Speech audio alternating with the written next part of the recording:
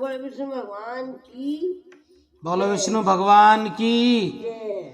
बृहस्पतिवार व्रत कथा। प्राचीन समय की बात है। भारत में एक राजा राज्य करता था। वह बड़ा प्रतापी तथा दानी था। वह नित्य प्रति मंदिर में भगवान दर्शन करने जाता, ब्राह्मण और गुरु की सेवा किया करता एवं उसके द्वार से कोई भी याचक निराश होकर नहीं लौटता था। वह प्रत्येक गुरुवार को व्रत रखता एवं पूजन करता, हर दिन गरीबों की सहायता करता था। परंतु ये सब बातें उसकी रानी को अच्छी नहीं लगती थी। वह ना व्रत करती और न ही किसी को एक भी पैसा दान में देती थी। वह राजा से भी ऐसा करने को मना किया करती थी। परंतु एक समय की बात है कि राजा शिकार खेलने वन को चले गए। घर पर रानी और दासी थीं। उस समय गुरु बृहस्पति साधु का रूप धारण कर राजा के दरवाजे पर भिक्षा मांगने आए। साधु ने रानी से भिक्षा मांगी तो वह कहने लगी, हे साधु महाराज, मैं इस दान और पुण्य से तंग आ गई हूँ। इस कार्य के लिए तो मेरे पति देव ही बहुत हैं। अब आप ऐसी कृपा करें कि सारा धन नष्ट हो जाए तथा मैं आराम से रह सकूं। साधु रूपी बृहस्पति देव ने कहा, हे देवी, तुम बड़ी विचित्र हो। संतान और धन से कोई दुखी नहीं होता है, इसको सभी चाहते हैं। पापी भी पुत्र और धन की इच्छा करता है। अगर तुम्हारे पास धन अधिक है तो भूखे मनुष्यों को भोजन कराओ, प्याऊ लगवाओ, ब्राह्मणों को दान दो, धर्मशालाएं बनवाओ, कुआं, तालाब, बावड़ी, बाग, बगीचे आदि का निर्माण कराओ तथा निर्धनों की कुंवारी कन्या का विवाह कराओ। साथ ही यज्ञ आदि करो। इस प्रकार के कर्मों से आपके कुल का और आपका नाम परलोक में भी सार्थक होगा एवं तुम्हें भी स्वर्ग की प्राप्ति होगी। परंतु रानी साधु की इन बातों से खुश नहीं हो। उसने कहा, हे साधु महाराज, मुझे ऐसे धन की आवश्यकता नहीं है जिसको मैं अन्य लोगों को दान में देती फिरूं तथा जिसको रखने और संभालने में ही मेरा सारा समय नष्ट हो जाए। साधु ने कहा, हे देवी, यदि तुम्हारी ऐसी इच्छा है तो जैसा मैं तुम्हें बताता हूँ तुम वैसा ही करना।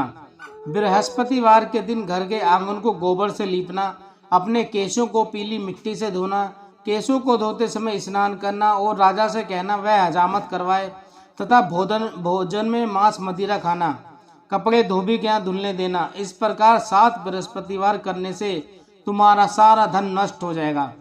यह कहकर साधु रूपी बृहस्पति देव अंतर ध्यान हो गए और रानी ने साधु के कहने के अनुसार 7 बृहस्पतिवार तक वैसा ही करने का विचार किया। साधु के बताए अनुसार कार्य करते हुए केवल 3 बृहस्पतिवार ही बीते थे कि उसकी समस्त धन संपत्ति नष्ट हो गई। अब भोजन के लिए दोनों समय परिवार तरसने लगा तथा सांसारिक भोगों से दुखी रहने लगा।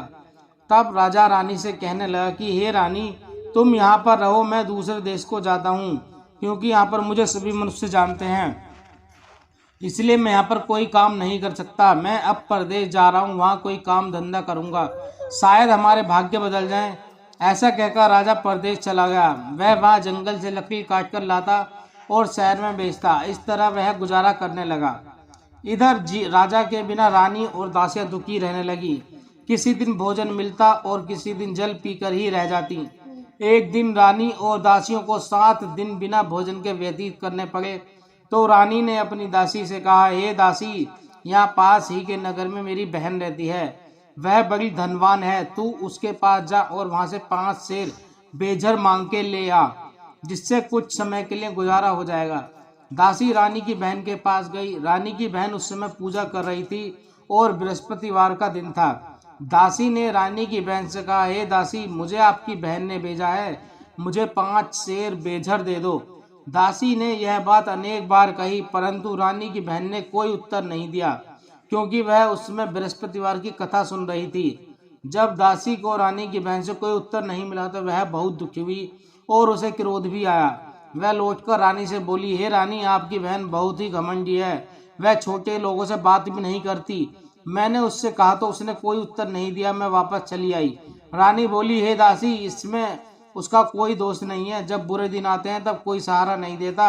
अच्छे बुरे का पता तो विपत्ति में ही लगता है। जो ईश्वर की इच्छा होगी वही होगा। यह सब हमारे भाग्य का दोष है। उधर रानी की बहन ने सोचा कि मेरी बहन की दासी आई थी, परंतु मैं उससे नहीं बोली, इससे वह बहुत दुखी हुई होगी। अतः कथा सुन और विष्णु भगवान का पूजन समाप्त कर वह अपनी बहन के घर आई और कहने लगी, हे बहन, मैं बृहस्पतिवार की कथा कर रही थी, तुम्हारी दासी हमारे पास गई थी घर पर, परंतु जब तक कथा होती है तब तक हम लोग न उठते हैं न बोलते हैं, इसलिए मैं नहीं बोली। कहो दासी क्यों गई थी? रानी बोली, बहन हमारे घर अनाज नहीं था, वैसे तुमसे कोई बात छिपी नहीं है, इसी कारण मैंने दासी को तुम्हारे पास 5 सेर बेझर लेने के लिए भेजा था। रानी की बहन बोली, बहन देखो, बृहस्पति भगवान सबकी मनोकामना पूर्ण करते हैं, देखो शायद तुम्हारे घर में ही अनाज रखा हो। यह सुनकर दासी घर के अंदर गई तो वहां उसे एक घड़ा बेझर का पड़ा मिला। उसे बड़ी हैरानी हुई क्योंकि उसने एक एक बर्तन देख लिया था। उसने बाहर आकर रानी को बताया। दासी अपनी रानी से कहने लगी, हे रानी देखो, वैसे हमको जब अन्न नहीं मिलता तो हम रोज ही व्रत करते हैं। अगर इनसे इस व्रत की विधि और कथा पूछ ली जाए तो हम उसे भी कर लिया करेंगे। दासी के कहने पर रानी ने अपनी बहन से बृहस्पतिवार व्रत के बारे में पूछा। उसकी बहन ने बताया, हे रानी बहन, बृहस्पतिवार को सूर्योदय से पूर्व उठकर स्नान करके बृहस्पतिवार का व्रत करना चाहिए, लेकिन उस दिन सिर नहीं धोना चाहिए। बृहस्पतिवार के व्रत में चने की दाल और मुनक्कों से भगवान विष्णु का केले के वृक्ष की जड़ में पूजन करें तथा दीपक जलाएं।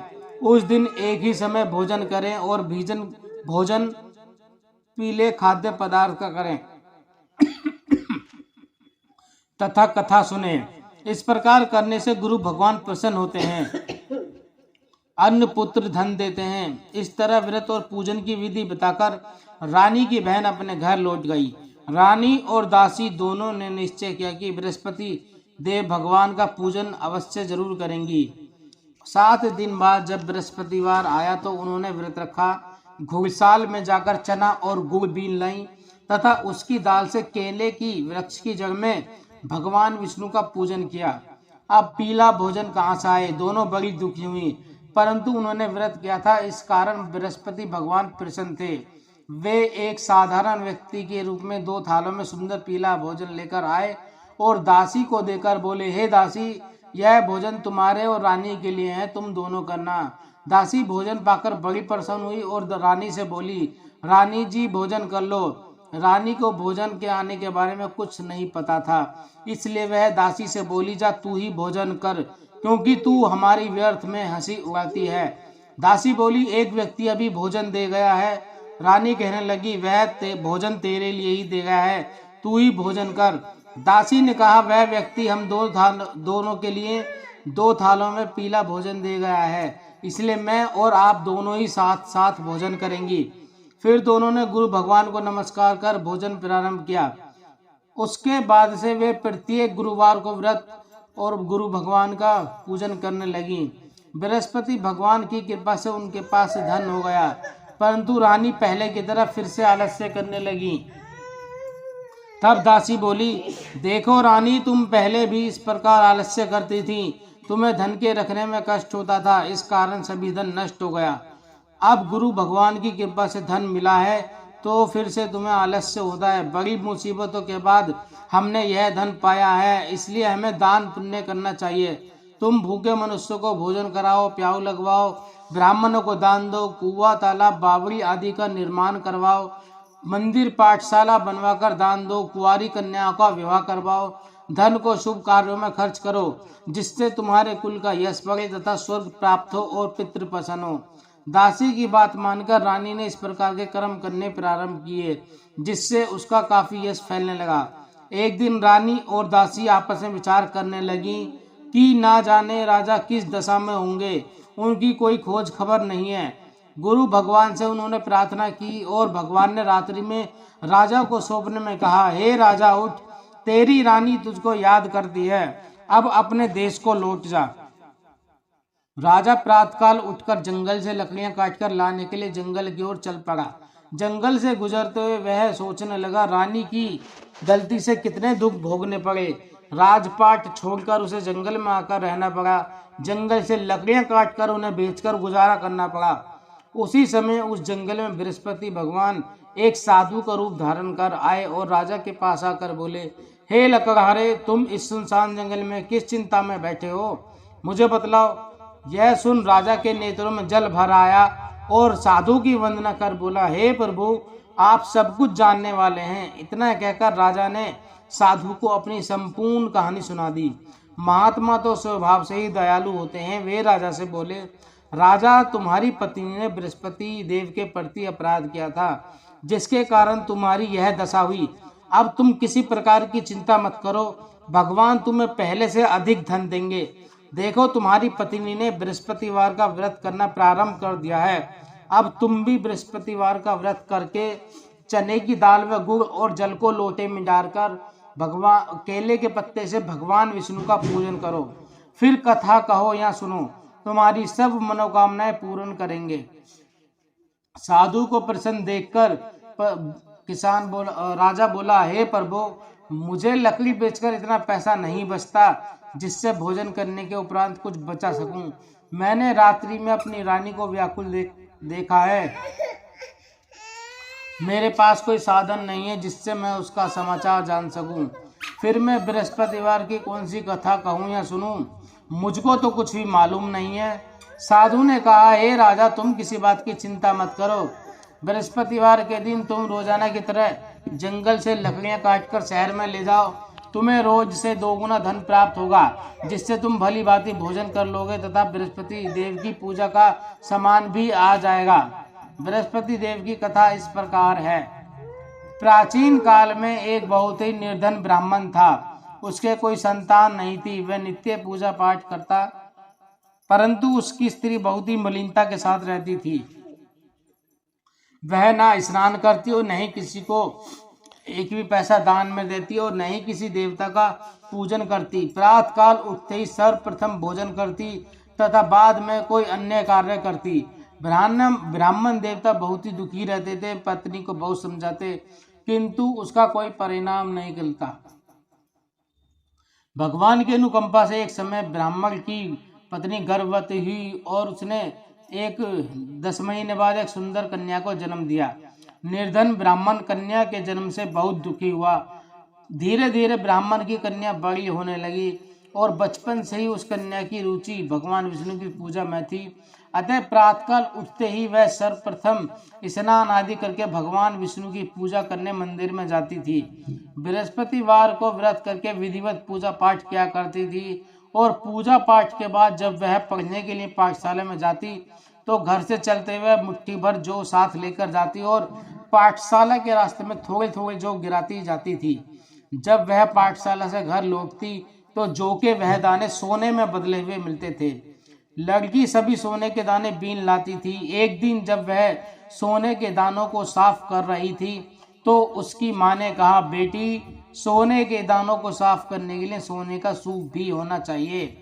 अगले दिन बृहस्पतिवार था। उसने भगवान बृहस्पति देव की पूजा करते हुए प्रार्थना की, हे भगवान, यदि मैंने आपका व्रत विधिवत किया हो तो मुझे सोने का सूप दे दो। भगवान बृहस्पति देव ने उसकी मनोकामना पूरी करने का वचन दिया। अब पाठशाला से लौटते समय उसे रास्ते में सोने का सूप पड़ा हुआ मिला और घर लौटकर सोने का सूप अपनी माँ को दिखाकर वह सोने के दाने साफ करने लगी। उसी समय नगर का राजकुमार उसके घर के पास से गुजरा।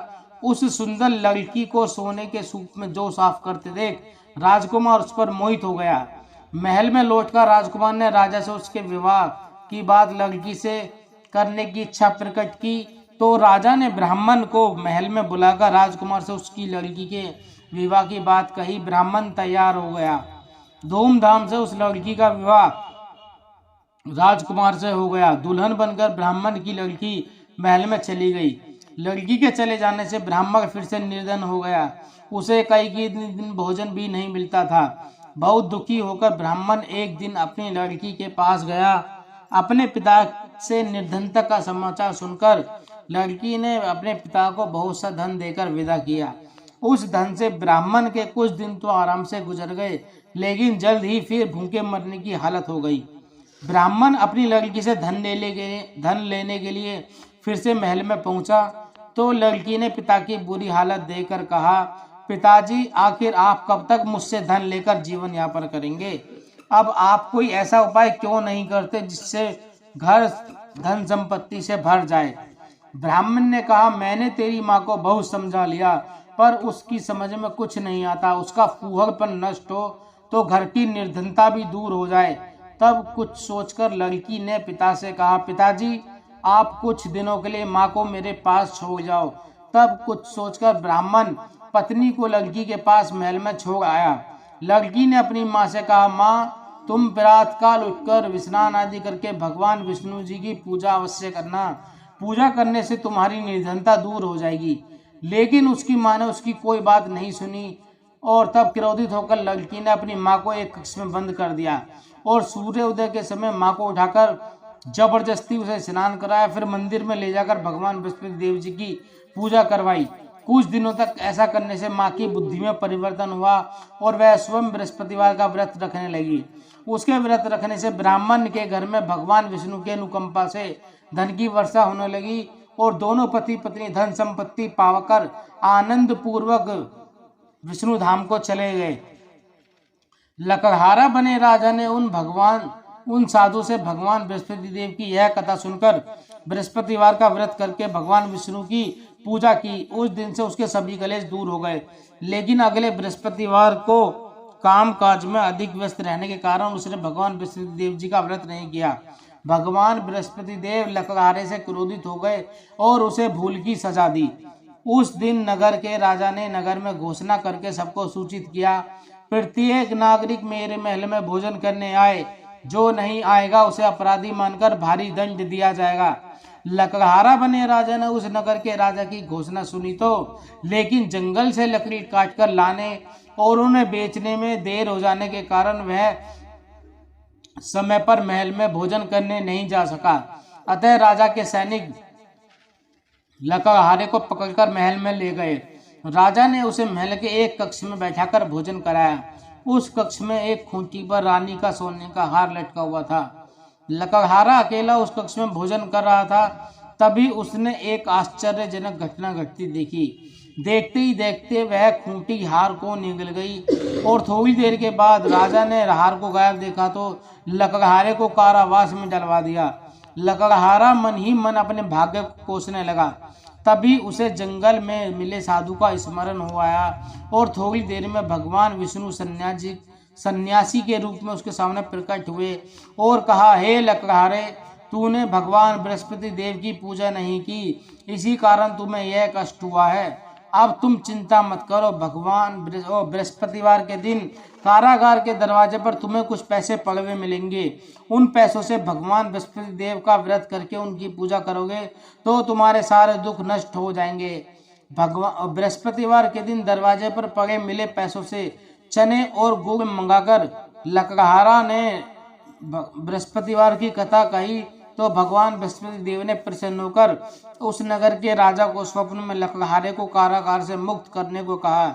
सुबह राजा ने अपने कक्ष में आकर देखा तो खूंटी पर रानी का हार टंगा हुआ था। राजा ने लकड़हारे को मुक्त कर दिया और उसे धन और आभूषण देकर विदा किया। लकड़हारा बना राजा उस नगर से चलकर अपने नगर में पहुंचा तो उस नगर में कुएं, धर्मशालाएं, बाग बगीचे देखकर राजा बहुत प्रसन्न हुआ। राजा ने किसी से पूछा, ये कुएं, धर्मशालाएं किसने बनवाई हैं? सबने उसे बताया कि ये सब रानी और उसकी दासी ने बनवाई हैं। राजा महल में पहुंचा तो रानी ने उसका भव्य स्वागत किया। तब राजा ने निश्चय किया कि सप्ताह में एक बार तो सभी बृहस्पति देव का व्रत तथा पूजन करते हैं, परंतु मैं प्रतिदिन व्रत किया करूंगा तथा दिन में 3 बार कथा कहा करूंगा। अब राजा हर समय दुशाले में चने की दाल बांधे रहता तथा दिन में 3 बार बृहस्पति देव की कथा कहता। कुछ दिनों के बाद राजा को अपनी बहन की याद आई। एक दिन घोड़े पर सवार होकर राजा अपनी बहन से मिलने चल दिए। अभी राजा नगर के बाहर पहुंचा ही था कि उसने कुछ लोगों को सबको ले जाते हुए देखा।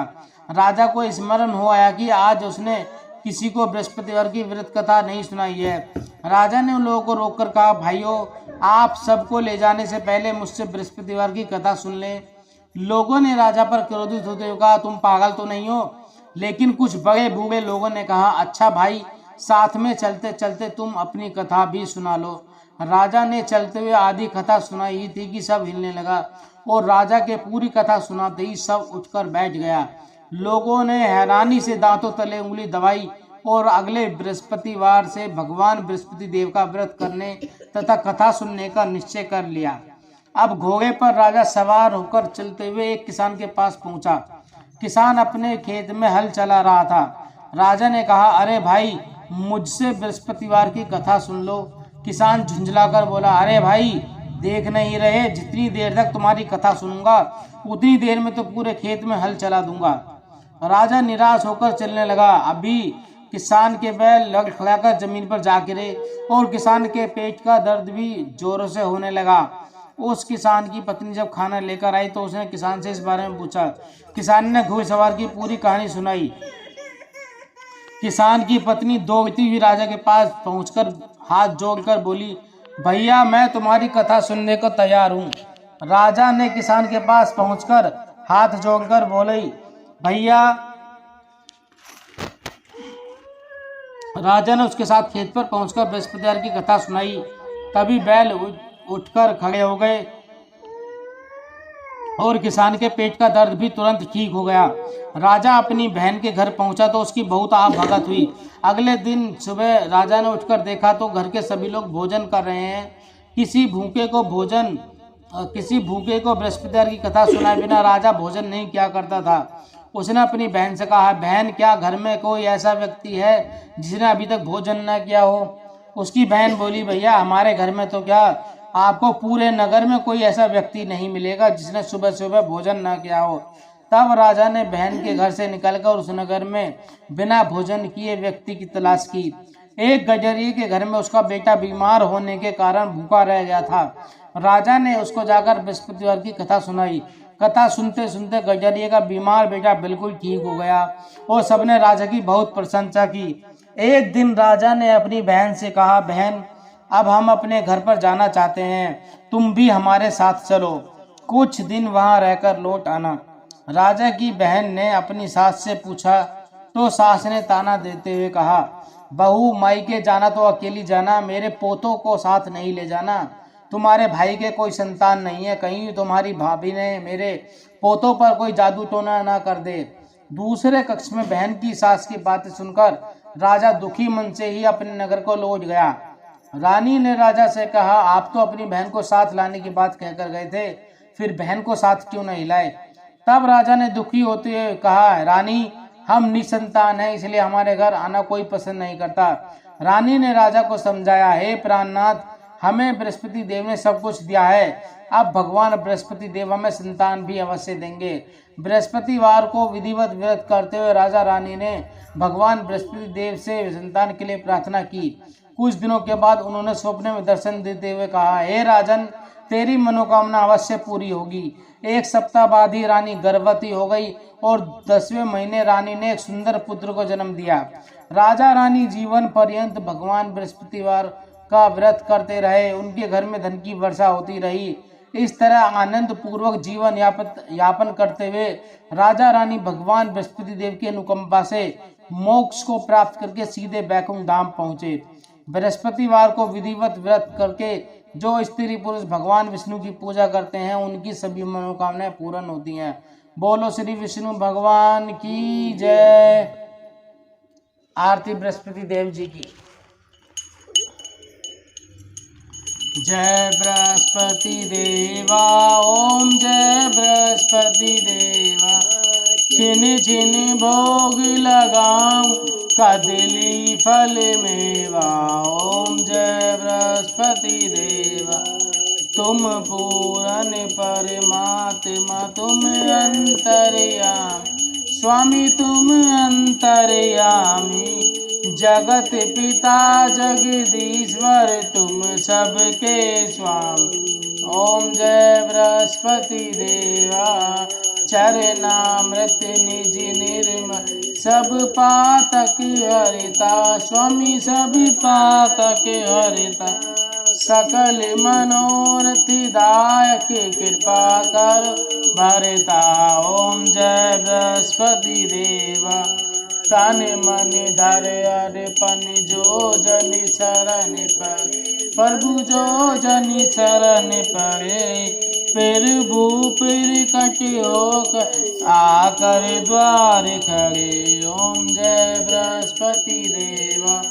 दीन दयाल दयानिधि भक्त हितकारी, स्वामी भक्त हितकारी।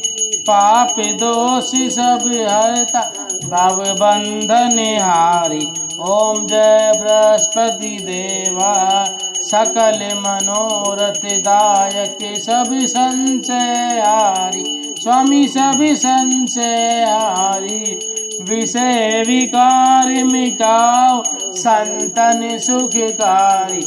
ओम जय बृहस्पति देवा जो कोई आरती तेरी प्रेम सहित गावे स्वामी प्रेम सहित गावे ज्येष्ठानंद आनंद दंद सो निश्चय पावे। ओम जय बृहस्पति देवा जय बृहस्पति देवा ओम जय बृहस्पति देवा छिन छिन भोग लगाऊं कदली फल मेवा। ओम जय बृहस्पति देवा। बोलो श्री भगवान की जय, लक्ष्मी माता की जय। राधे राधे। जय श्री राम।